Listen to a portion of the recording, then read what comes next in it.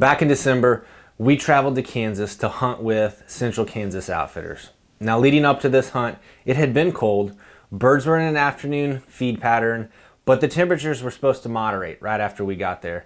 But as is the case with any weather change, you can only go with your previous day's scout. And that previous day before we started hunting was an afternoon feed. So that's what we were planning on that first day's hunt. We slept in that morning, drove around with the guides, looked at some roosts, saw a couple of goose feeds. But that afternoon we headed out to hunt a cornfield that had the Kansas special. It had ducks, it had snows, it had specks, it had lessers. And we were hoping they were gonna repeat that pattern that they did the day before.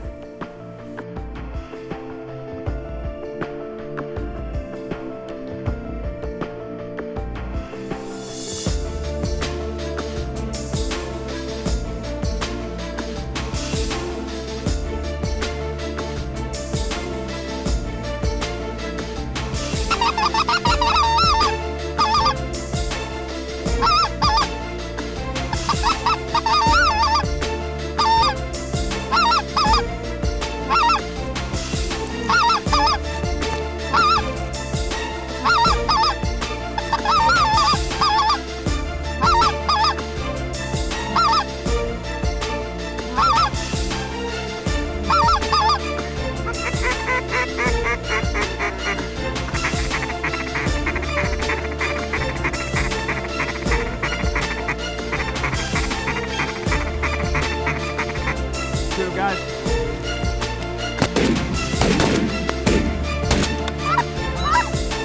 Shoot them three, guys.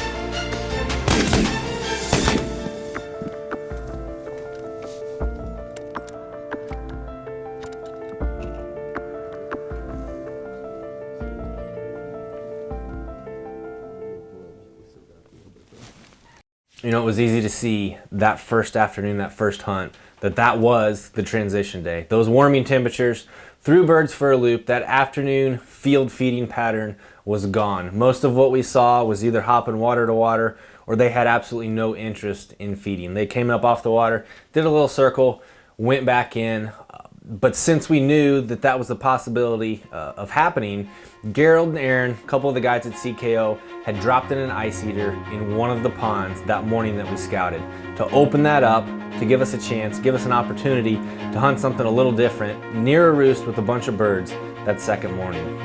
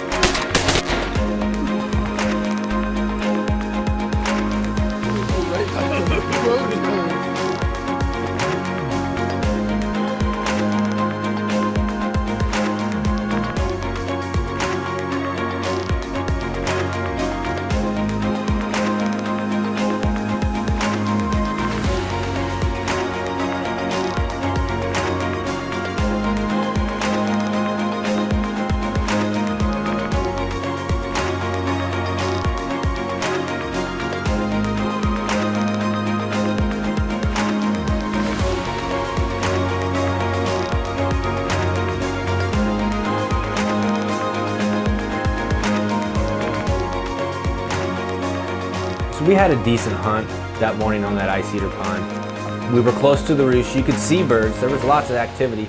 They'd get up, fly a circle, just adjust, go from one end of the roost to the other, stretch their wings. That's about all they were doing. They really didn't want to venture out too far away from that. So we came up with a plan. We went back, grabbed a bite to eat, and we were taking 2 trailers out to that milo field that was even closer to the roost. We wanted to get close enough to them where we could distract those birds or try to pull some of those birds that would get up and fly around, but we didn't want to be too close that when we fired a shot that we were going to blow the roost. So that was the plan. Headed out to that milo field with a ton of decoys and see what we could pull off that roost. Shoot 'em, guys.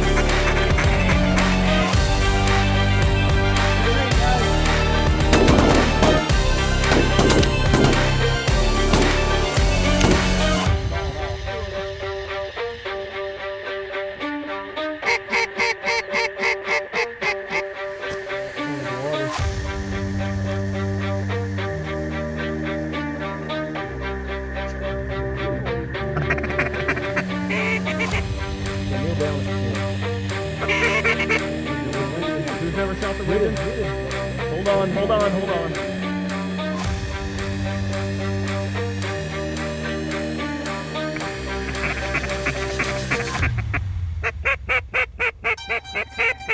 Shoot that green head.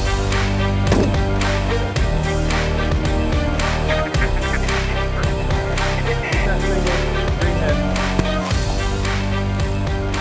Jim, Gerald, Aaron, and Drew worked hard to put these hunts together.